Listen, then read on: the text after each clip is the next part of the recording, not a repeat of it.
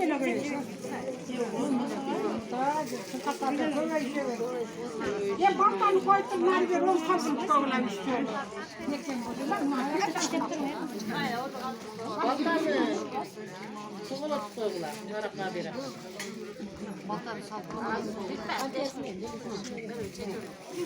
Haftada 100 kilo olursun balavuz. Var lan küçük bile küçük. Oğlum koydum marifet dersin bu işte koyulan. Tervetim. Görmezsin. Düşür. Bol. Marmara'ya götürün. Emin naraka düşürün. Bol der görmezsin koysa bol öyle. Yok da narakaya mı düşürüp koy? Sizce kaç düşürün? Kana balık arkana. Dileme seni böyle giynekte olan. Şun taşta bana yap.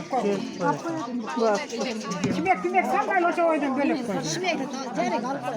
Şimdiye taygal alıp durgular emesini emekli. Kampesimi. Başka bölüyorsunuz sen kim? Bir balık.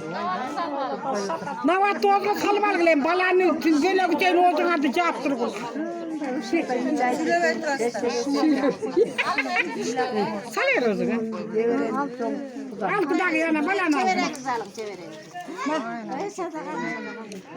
Allah Bismillahirrahmanirrahim. Ağırgan kutlu olsun balam. Nasip olsun, doğuya verin. Ağırgan kutlu olsun hep. Çok güzel böyle. Suyunu da koy. Ağırgan kutlu olsun.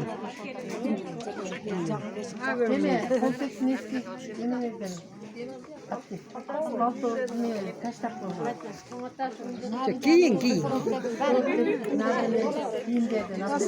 Ağırgan kutlu olsun.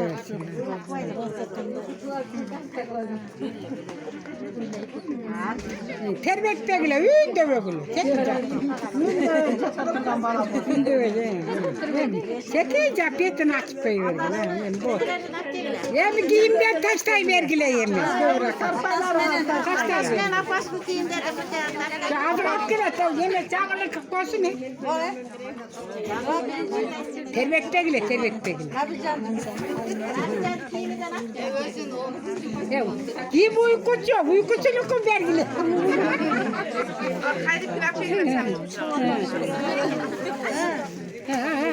Başına koy. Ay maladı.